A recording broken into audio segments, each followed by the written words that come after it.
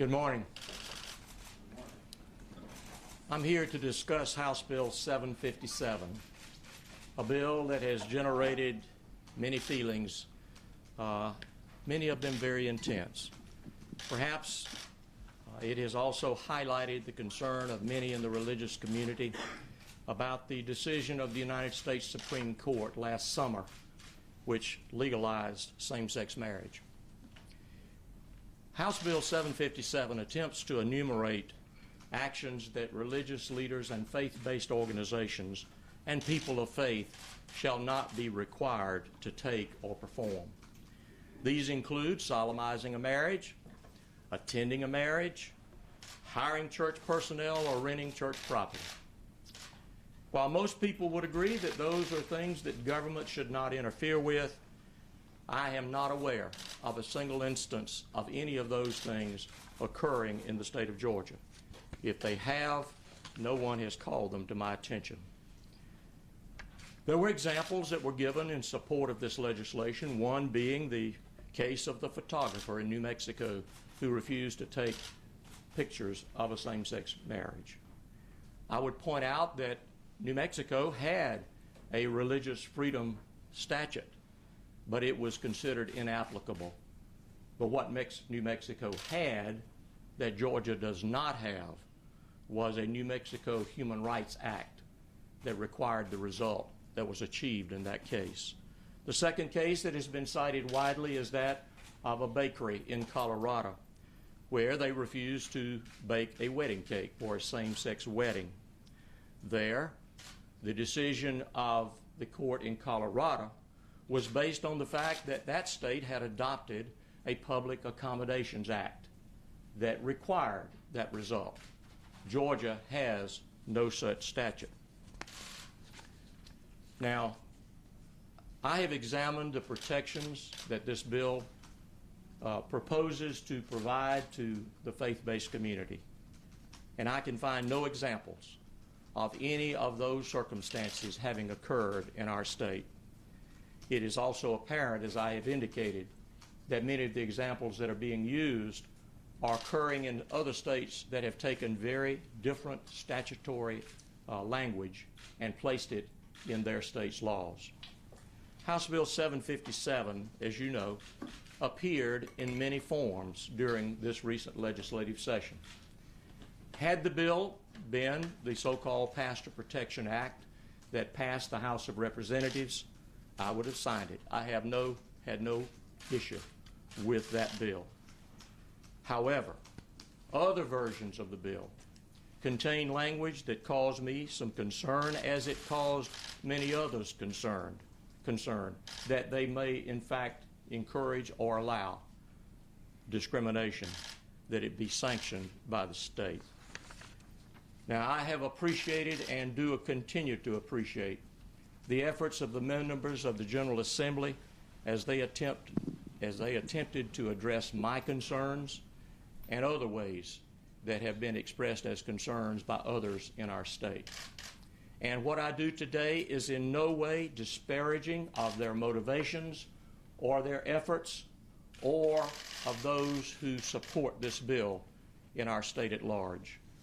Their efforts to purge this bill, that is the General Assembly, their efforts to purge this bill of any possibility that it would allow or encourage discrimination illustrates how difficult it is to legislate on something that is best left to the broad protections of the First Amendment to our United States Constitution. You know, that may be why our founding fathers didn't attempt to list the circumstances of which religious liberty could be embraced.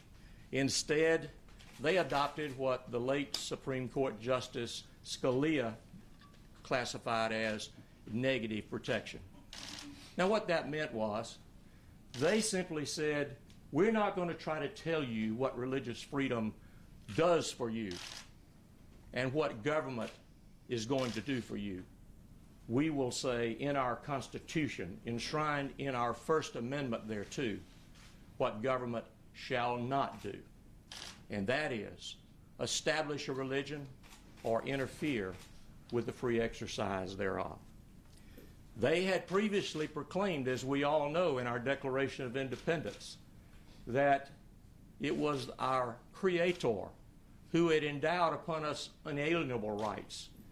That is, God had given us rights that included liberty, which embraced religious liberty. They had seen that it was clear that liberties were given by God and not by man's government. Therefore, they deemed it unnecessary to attempt to enumerate in statute or constitution what those liberties included. In light of our history, I find it somewhat ironic that some in the religious community today feel that it is necessary for government to confer upon them certain rights and protections. If indeed our religious liberty is conferred upon us by God and not by man-made government, perhaps we should simply heed the hands-off admonition of the First Amendment to the United States Constitution. When legislative bodies attempt to do otherwise, the inclusions and omissions in their statutes can lead to discrimination, even though it may be totally unintentional. For those in the religious community, some of whom have resorted to insults that question my convictions and my character, and to those within the business community, some of whom, not all by any stretch, have resorted to threats of withdrawing jobs from our state. They should know I do not respond very well to insults or to threats. The people of Georgia deserve a leader who will make sound judgments based on solid reasons that are not inflamed by emotion. And that is what I intend and have tried to do. As I stated before, I do not think that we have to discriminate against anyone to protect the faith-based community in Georgia, of which I and my family have been a part of for all of our lives. Our actions on House Bill 757 are not just about protecting the faith-based community or providing business-friendly climate for job growth in Georgia. I believe it is about the character of our state and the character of our people. Georgia is a welcoming state. It is full of loving, kind, and generous people. And that is what we should want. They choose to worship God in the way they see fit in a myriad of ways in a variety of different settings. I believe that that is our best side. And our people, every day, work side by side without regard to the color of their skin of their fellow mate or the religion that their co-worker might adhere to. They are simply trying to make life better for themselves, their families, and their communities. That is the character of Georgia. I intend to do my part to keep it that way. For that reason, I will veto House Bill 757. Thank you.